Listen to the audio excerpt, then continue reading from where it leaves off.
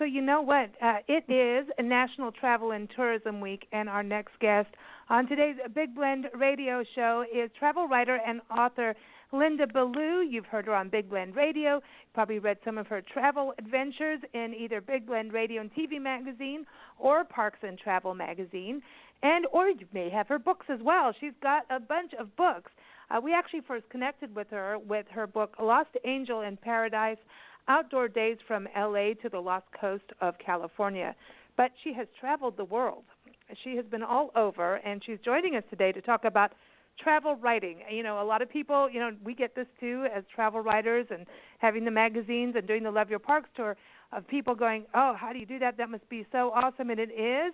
But it's no free ride, but it is very rewarding. And she's joining us to talk about her brand new and best-selling handbook, Get Great Trips for Free, Make Travel Writing Work for You. You can get on Amazon right now and download it. And if you're thinking about travel writing as a part of your repertoire of life, now is the time to get set up, and that's what she's joining us to talk about. And I do encourage you to go to her website, lostangeladventures.com. So welcome back, Linda. How are you doing? Hi, Lisa. It's always great to talk to you. Good, and Nancy's here too. Hey, Linda. Hi, Nancy. Hi. Hey, it's good to have you back on, and congratulations on getting to the bestseller level so darn fast. So it means people want to get in the world of travel writing and blogging, and you talk about, I want to touch on this immediately, get great trips for free, but it really isn't a free ride. You still have to put some work in there, right? Right, absolutely. I mean, during this staycation that we're all enjoying, my wings are clipped. I can't be traveling, but I wanted to write this book and get it out, while I have this good time. People want to know how to become a travel writer. They ask me that all the time. And my process is a little different than most of the books. There's many books written about this. But what I do is I go through the back door and I take, people on the fast track to getting great trips. And basically, I work on the premise that you don't have to make a living as a travel writer, but that you want to get fabulous trips in exchange for your writing skills. And I think it's very important when the world opens up that people be ready. And my whole idea here is that, now you have the time to do the things that you need to do in order to succeed. People who are successful are people who position themselves to succeed. So, you need to build a platform. You need to, have a web page, basic web page, which is pretty easy to do these days. You need to have clips. You need to have articles, which, is pretty easy to do also because, the Internet is crying out for content. You have all these e-zines, and they don't pay anything. You are working for free, but your ultimate goal is to get great trips. And you have to build a portfolio. And I love that you talk about a website presence because I think that's so important because it's like credibility. It's your portfolio in one place. You remember back in the day, you used to have to copy and paste and print out and all of that. Right. Now you can have it online for people to see, and you become a persona. And I think that's important. But I also really want to touch on this, that now is really, I think it's important because this whole staycation part of, shelter in place, the tourism industry, this is one of those big hurts to the tourism industry. And the tourism industry, responsible tourism, when we talk about it, is, nature and outdoors and history and things. It's rarely one of those industries that get hurt. It's actually one that feeds. It's one of the main and important things. And this is kind of one of those unreal things that happen, and we need and to it'll be back. It'll be back, Lisa. Don't worry, it'll be back. But it's important the parks will be open again, and that's what my book is about: is positioning yourself to take advantage of that, because the tourism industry is going to need people to jumpstart their business, to let them know what's, that they're there and, that they're available, because a lot of them, I'm sorry to say, are not going to be. I mean, there are a lot of people who are going to not be able to weather the storm. And so I think it's very sad, I know, but, the thing is you have to stay positive and you have to take advantage of the moment. And if you're an individual out there who wants to become a travel writer, there's no better time than the present to do the things that I'm telling you have to do in my little book. It's a handbook. It's not an extensive book. It's very simple and straightforward. It talks about the fact that I go to the outfitters that I want to where I want to go. I Google a region where I want to go, and I select the top 3 outfitters. I start at the top because those people have the money to host a travel writer. So I don't start with magazines. I don't start with trying to get an assignment letter, because to me that's like an incredible waste of time, because the print magazines are they're dying.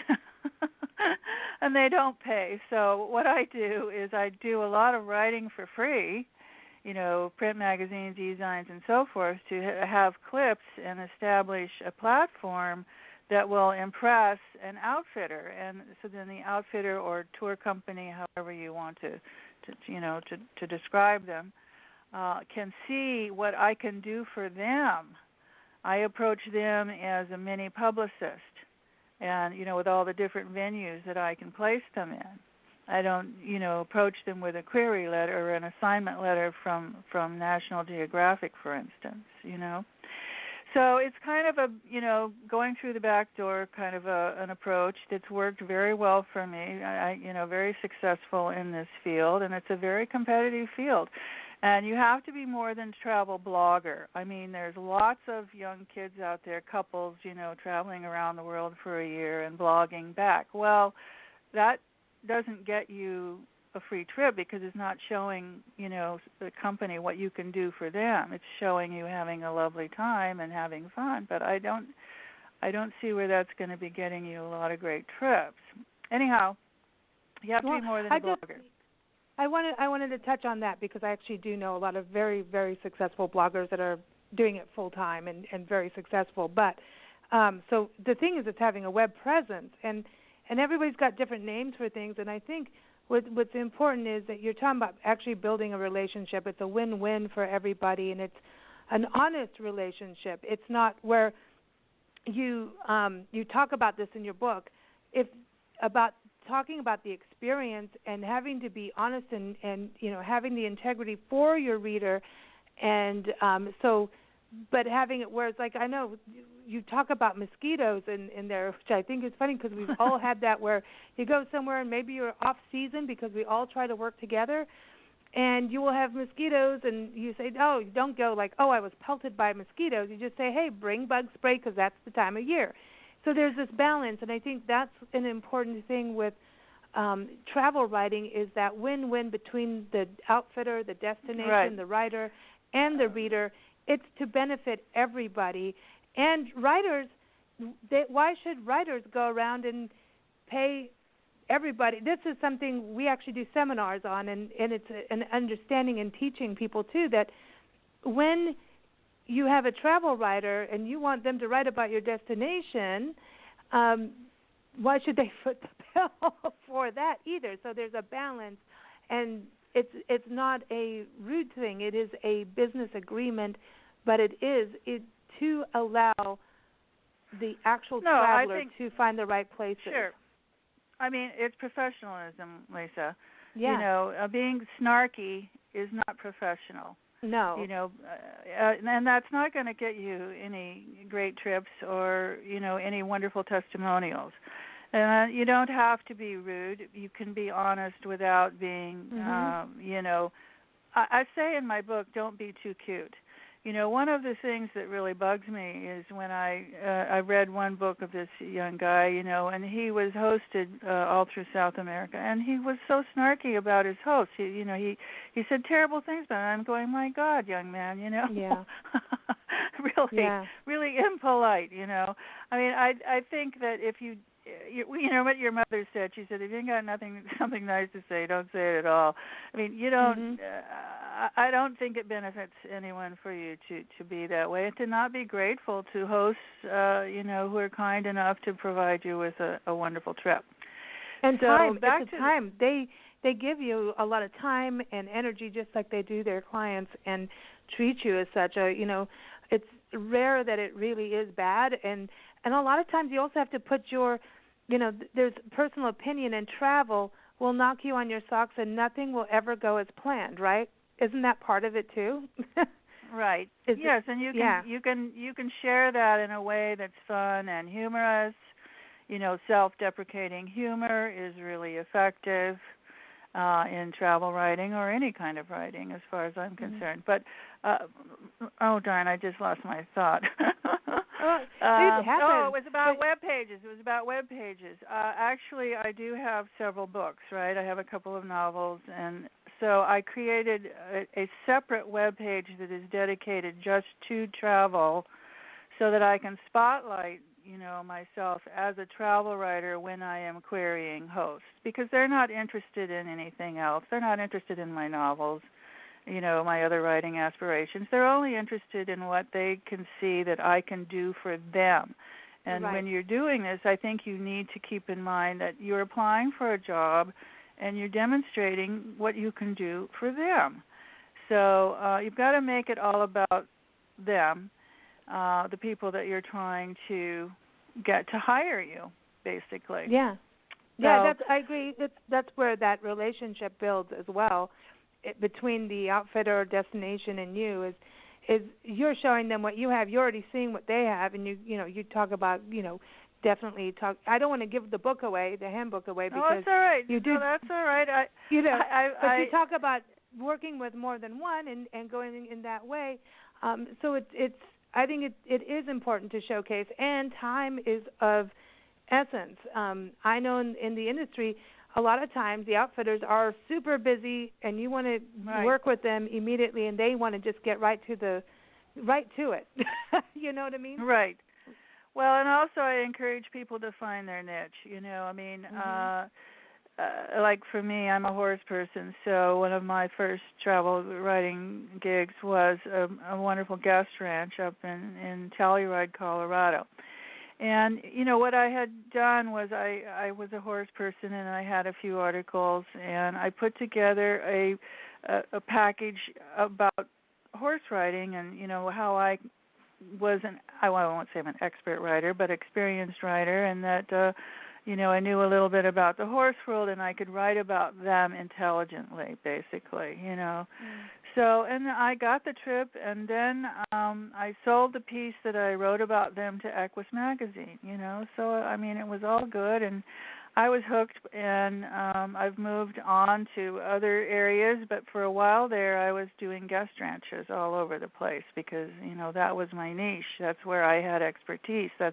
And I talk about, your persona, creating your persona. You see yourself doing these things, and you present yourself in a certain way, and people can see you. It's called branding, but it's also called marketing yourself, and finding your niche, things like that. And that's all part of being a successful travel writer. I agree. And along with the book, go ahead.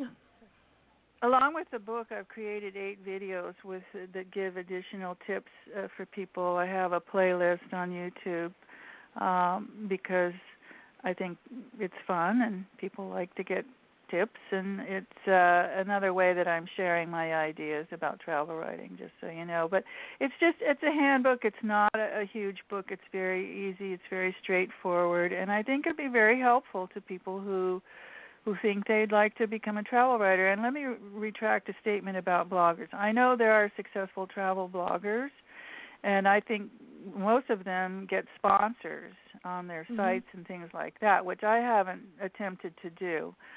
There's lots of ways of going about this.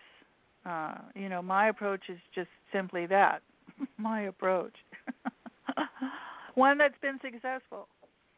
Well, I think everyone's got a different way of doing things, and but I think that it's good what you're doing in regards to giving people like, hey, here's what's worked for me. Take the direction you want. Like if you have a niche like us, we're park people, and some people are just, hey, I'm going to write about traveling to music festivals across the country. Everybody's got a different thing, and they can at least get a foothold of starting to establish themselves. And that's what I really love about the book is you talk about the importance of a website and developing stories and how to get that going, because you do have to start somewhere, and you can't just sit and dream. You do have to take action, and I love that part of it as well, that you talk about taking action. And everyone, again, like Linda was saying, she does have a YouTube video series. So if they go to lostangeladventures.com, is that one of the best places to go to connect with you for the book, the YouTube? Yeah, well, I think the book, my books are all of my books, my travel books are on Lost Angel Adventures. The playlist, I believe I do have a link to the playlist, which is on YouTube. But of course, they can just go to YouTube and type in Linda put my Ballou. name in, and my playlist will come up. I think I do have a link to the playlist on that website. I've just been creating them. That's one of the things I've been doing with my staycation, right? I mean, please, we need to take advantage of this time. I'm actually enjoying it now. At first I was a little bit resentful because I had to cancel a trip that I'd planned, and you can't get on a plane, and no international travel for probably a year, I would say, I expect. So, I'm trying to have fun with it and share a lot of good information with people and, not get into the doldrums. In fact, I've started working on a novel that I've been stewing on for a couple of years. And well, cool. I'm actually doing it, Lisa. That's good. So what's the novel about? I've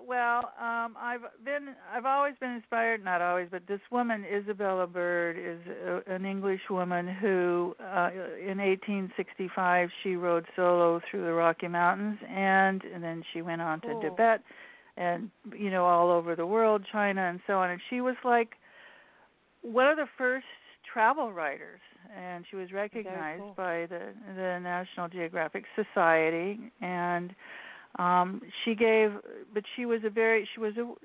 from an upper class family, so she had a bit of money. So she gave all of the proceeds from all of her travel writing books, which were very, very, very popular and sold very, very well in her day, to charity, to causes. I mean, nice. She was just an amazing person. And her journey starts in Hawaii for me. She wrote a book called 6 Months in the Sandwich Islands. So I've decided to start her story there and take it into Colorado. But that's as far as I'll go. I mean, it's a big life. Well, yeah, I remember her name from being in Colorado too, and she kind of reminds me a little bit of Priscilla Thew. And Priscilla Thew was a photographer that actually helped Sequoia National Park become a national park by getting land, and actually inspired Ansel Adams to help Yosemite and Kings Canyon, what is now Kings Canyon, by going out on her horse with a camera on her own, out in the wilderness. Off she goes. It's pretty cool. There's a lot of women back then that people don't know. Helen Hunt Jackson was very connected there, too. Yeah, English women, Gertrude Bill. And there was another woman I read about who went down to Patagonia. I mean, they went on these grand tours, these people, these English people in the 1800s. But she traveled solo, which was really pretty unique. And she was a real tough cookie, very tough indeed. So I admire her. And she's a woman in history that I don't think has gotten, recognized and really, given the credit that she deserves. So I'm trying to do her justice. And as I say, she was a travel writer. I love that. I admired. I encourage you to also look at Clementine Paddleford. She was the very first food writer in America, and she actually ended up being flown around to go to farms and work with the farms and things like that and see how we were growing things across America and get old school recipes. It is the coolest thing. So books like that, I mean, to me, it's to carry the torch for women's histories too. And this is the year of the woman, which should be every year and every day. So good timing. Good timing. I love that you're being proactive in this time. Before you go, where are you looking forward to going as soon as you can? Get out there. Well, I had a river trip on the Rogue River lined up, Lisa, for June 23rd, but I'm going to have to cancel. I really wanted to go, but it's just not safe to travel now. I mean, it's not just being on the river; it's flying, it's staying in hotels, it's all of it. And I just don't feel that I should. I think I should stay home. That's what I've been told to do by the government. And also I live with someone that I love that I need to protect from the virus. So I might in the fall do a trip up to Bishop for the fall colors. So that would be a road trip. I know what's going to happen this year is road trips are going to be in big vogue. I might rent a camper, because then I can get out on the road and I don't have to stay at a hotel and worry about it, I mean, it's crossed my mind. Well, cool. That's a beautiful area, Bishop, and that region. We'll be driving through there on Friday. So that's, everybody, when we're traveling, but we're being careful, very, very careful, and abiding by rules and everything. But, it's what we've got to do. In the fall, Bishop is famous for the fall color, that eastern Sierra region in June Lake and up there. Beautiful. It's very, very famous for that. And it's not that far from me. I'd say it's about a 3 to 4 hour drive. So I might just do that. Excellent. Well, thanks for joining us. And everyone, again, go to lostangeladventures.com and also on Amazon. The book, again, it's a download, right? And that's what we want right now. Sure. So you want to get the download on Amazon, and you just type in Linda Ballou, and you'll find all our books that come up. But it's get great trips for free, make travel writing work for you. So go check it out now, and thank you so much for joining us. Thank you, Lisa. Take care. All right. And stay safe. Bye. Bye. Bye.